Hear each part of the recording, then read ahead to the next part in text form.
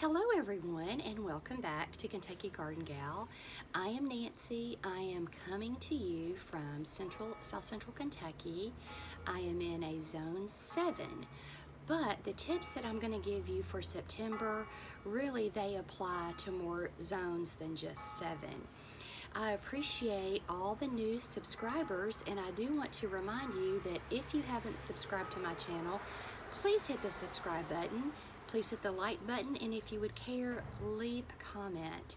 There's so many gardening channels on YouTube, and mine is just a little teeny tiny one, but I love it so much, and I love you all so much, and I enjoy making these videos.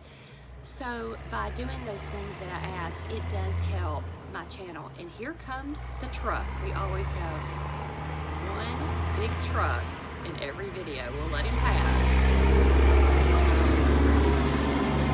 There he goes. So it is September the 3rd, and for us, we are in an extreme drought. I had actually gone to the farm over the Labor Day weekend. We had a family reunion there, and they got some much needed rain. I think here comes another one. Goodness.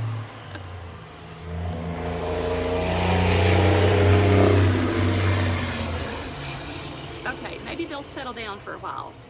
We did get some much needed rain there at the farm. There has been rain all around us. Unfortunately, when I came home, we had not gotten a drop. And as I pulled into my driveway, I could really tell my hostas are gone. My daylilies are gone. So that is what I'm going to be working on this week and the weeks to come. Is I'm going to go ahead and do some cleanup a little bit earlier. Now, we've talked about this many times. If you leave your plants out, it does provide food for the pollinators. And generally in my garden, I try to clean up my front gardens, and in the back, I do leave those a little bit messier so that I am feeding the pollinators. So that's what I'm going to be doing. And unfortunately, I'm in the situation where I'm only watering what I can't afford to lose. So right now, I am deeply watering my David Austin roses and all the roses that I planted. The pots that I have done with seasonal flowers and bulbs, I want to keep those watered. And I have even noticed it on my crepe myrtles, the shrubs, the trees. That's just how dry we are. So I am also trying to water those. But the things that I know that I have plenty of, I'm out here making a video. You're going to join me? I'm out here making a video. Are you going to join me? You can come sit down over here if you want to. I wanted to show you just how badly everything has died here. It's just the grass is brown. It's probably been crunchy for about 2 weeks. It's just the saddest sound in the world when you walk on your grass and you can see that the leaves are starting to fall already. But this is what my hostas look like. Look at this. Isn't that just terrible? They are just so sad. And my experience with hostas, they're really pretty hardy, but I have actually lost more to the heat than I have to the cold. Some people worry about the cold weather, but I think the heat is harder on your plants most of the time than cold is. But yeah, these just need to be cut back, cleaned up, and then compost put on top. These are the flowers that I put, the roses. These are the roses, so I am trying to keep those watered, keep those alive. And they're doing pretty well. But as you can see, everything is suffering. And as I mentioned, I'm just trying to keep stuff alive.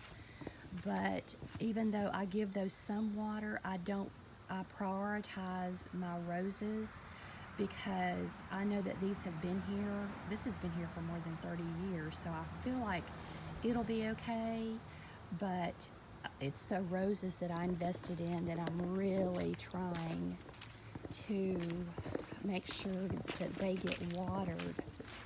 I have some dahlias back here that are still doing good, and I'll be saving the seeds. My plans for the dahlias, I'm going to save the seed, and then I am going to leave this tuber in the ground, but I am going to put a lot of mulch on top of it. So hopefully that'll do well. This is one of the David Austin roses, and you can see how pretty those are. So they are doing well, but I am coming out every day and just putting the soaker hose on these and letting these, but look at the hostas. They are just simply dead. The tips of the iris. And I'm not too concerned about this because these need to be thinned out regardless. So I don't think it's going to kill everything. But I wanted to show you my gourds actually got a late start on this arbor. But look at these. We're getting little gourds. I don't think we have enough time to maturity, but I do think they're pretty. And there's the flower off of it. And then one more thing that I wanted to show you is the bark on the crepe myrtle. Look at this. Look at this. This is the bark. This is how dry the soil is. I've never seen this. It is just terrible.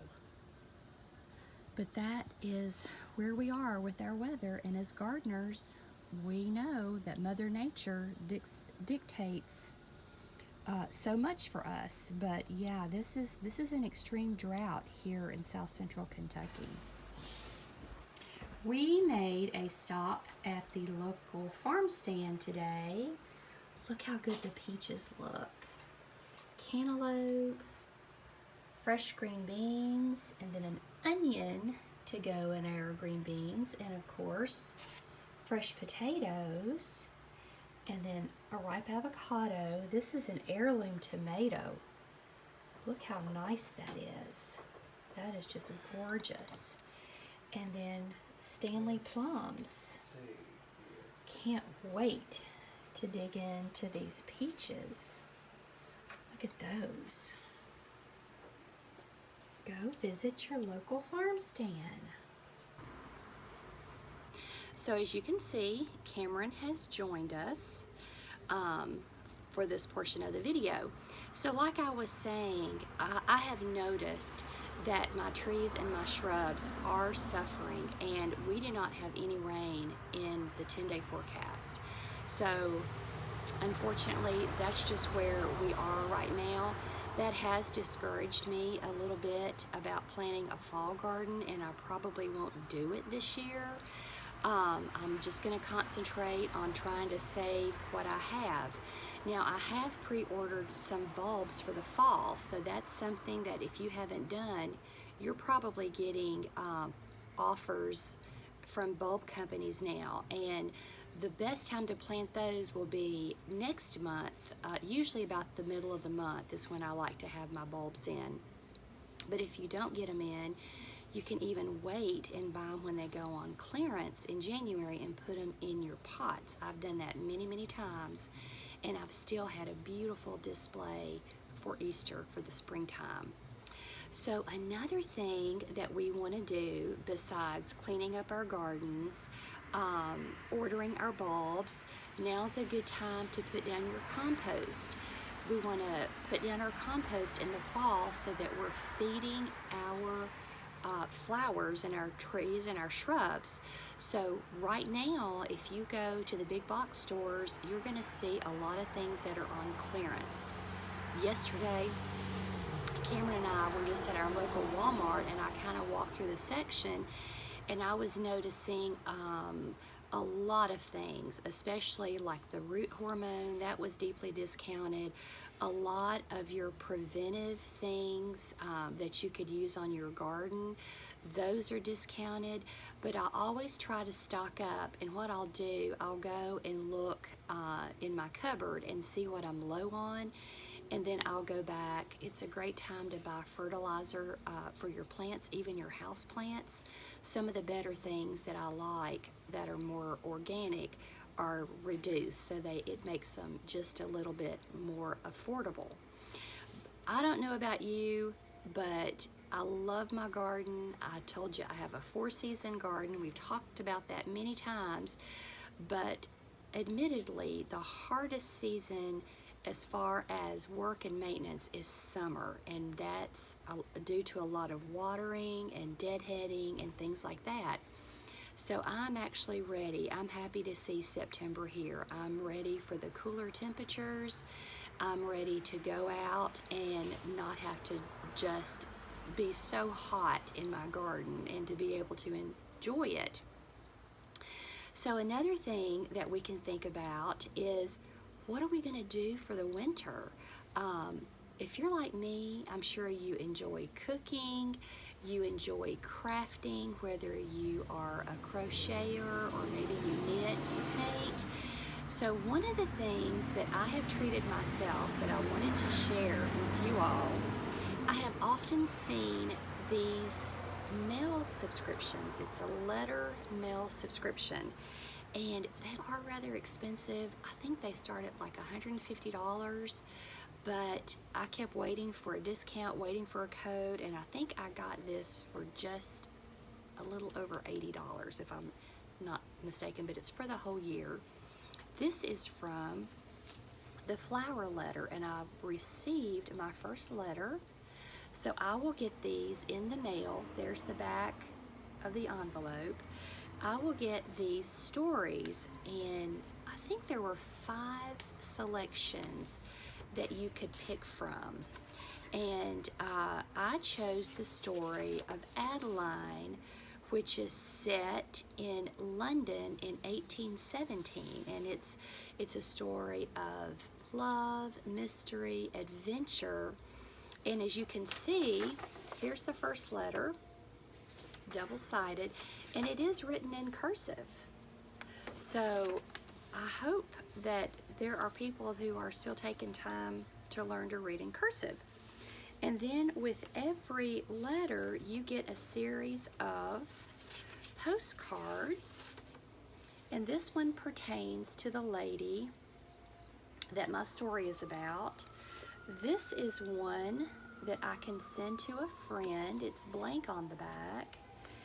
And this happens to be a photo of the gentleman in question that is trying to win Adeline's heart. So what I have decided to do on my Kentucky Garden Gal Facebook page, I'm going to share this every 2 weeks. When I get a letter, I'm going to share this story. So there's 24 letters. I already have the first letter on there. If you're interested, if you want to see what this is about, but go to their website and check out. They have Western, they have just different, whatever your interest is, they have letters geared towards that interest. And I'm not sponsored by this company. It's just something that I've always wanted to do.